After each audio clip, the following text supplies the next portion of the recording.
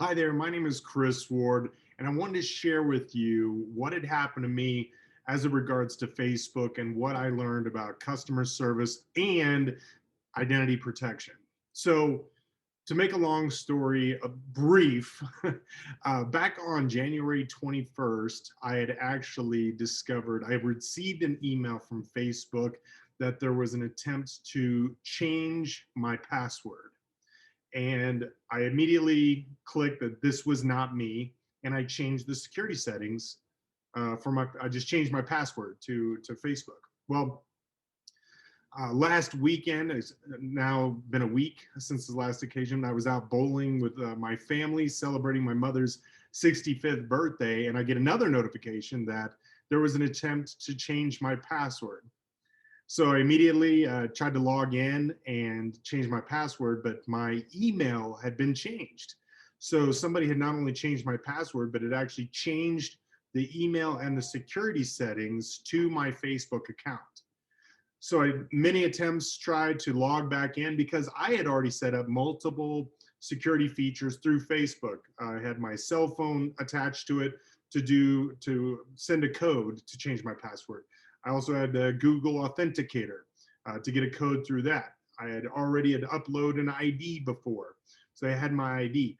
But whoever had access, now how they garnered access to my account, I have absolutely no idea.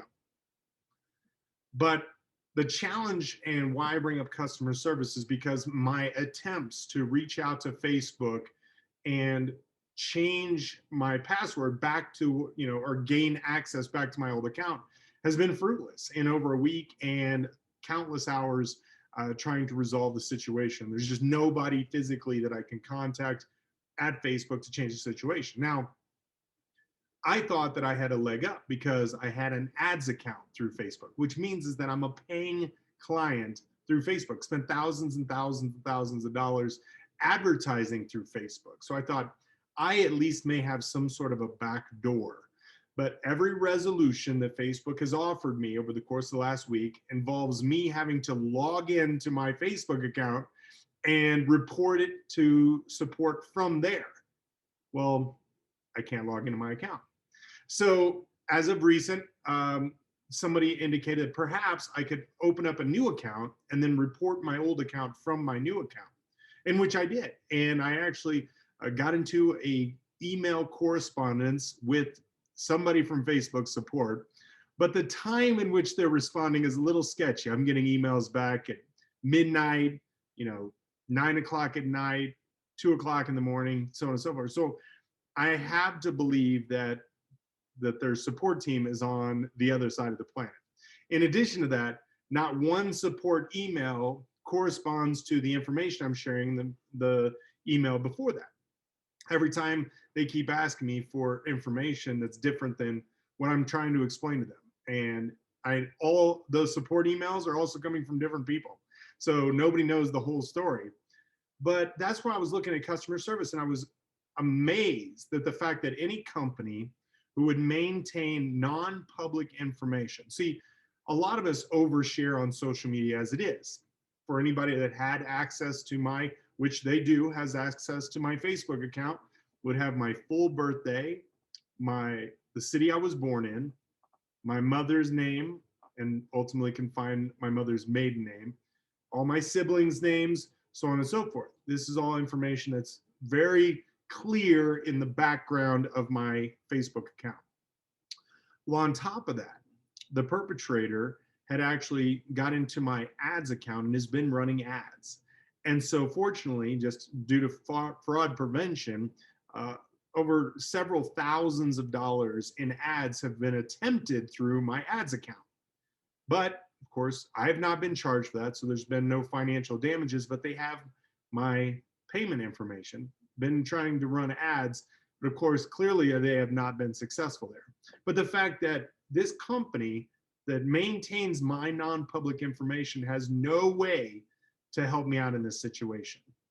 It's been just a violent loop of communication. I've tried 6 ways from Sunday.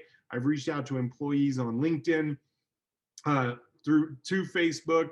I've sent them messages, and I've even got my law firm involved. So I decided to contact my provided law firm as a member of LegalShield, and they decided that the best course of action they could do is, because there's nobody to call.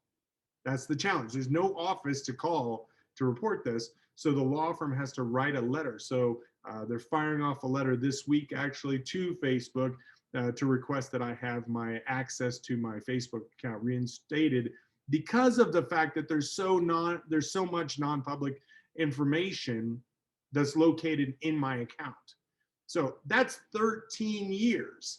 So anybody who's sent me a Facebook message that has not been deleted, some personal information, I've had people send me payment information, so on and so forth, that's all available in my Facebook Messenger. So this has brought up two things. One is that as a business owner myself, making sure that the integrity of a customer's non-public information is kept vitally secure. And the fact that if they see or indicate any cases of fraudulent activity, somebody's using their information, that they have access to our company. So not only do they have me as their sales representative, they have access to me to be able to help resolve an issue, but we also have our member services that they call, and they can get on the phone with a member services rep to help them out in those situations that we can rectify that. Now, that's what I'm thinking about from a customer service standpoint, is that what are we doing to protect our clients' non-public information? The second thing, the second thing is to really bring up the idea of your personal identity and what it means to really protect it, because large and far, we have seen that identity theft has been the #1 consumer complaint category for the last 20 years in a row with the Federal Trade Commission. It bar none surpasses every other crime under the sun tenfold. And still, and this was my recklessness, because I teach this. I'm a client of our identity theft program called LegalShield.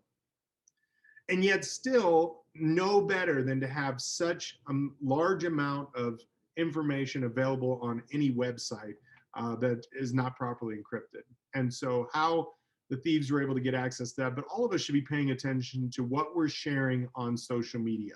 So if they ask you for your birth date, is it obligatory that you put your birth date? Now, some of them, they are obligatory. But I had actually scanned in a copy of my driver's license to Facebook. So that's in Facebook somewhere as a part of my identity protection, because I'm trying to protect my own identity with Facebook, and obviously they don't follow the same guidelines.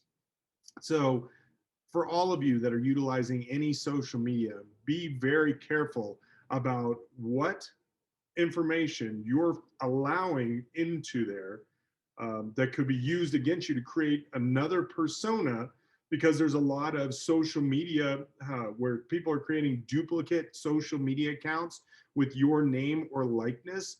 And it might be just for scams. They might be trying to sell products or services online using your online persona. If they gain access to your account, like they did mine, look, a prospective client sees an ad on Facebook from me. They click on my account just to make sure that I'm a real person. I've got 13 years of posts on Facebook. So they think this is legitimate, but it's not. They're using my good name to fraud other people. And so everybody needs to be cognizant of that. So as you're looking at identity theft protection devices, and I think that this is a crime that we haven't even scratched the surface on understanding yet, just by the pure, I can't wait to hear the amount of tax return fraud that's perpetuated on the IRS this year in the 2020 returns, and so on and so forth. So make sure that you have a very robust identity theft plan in place to monitor all areas of your identity: your social security number, your driver's license, your passport, any other non-public information, all your banking accounts, so on and so forth. If your identity theft device does not protect you, well, for one, there's no way to stop identity theft. What we're trying to do is mitigate damages caused by identity theft.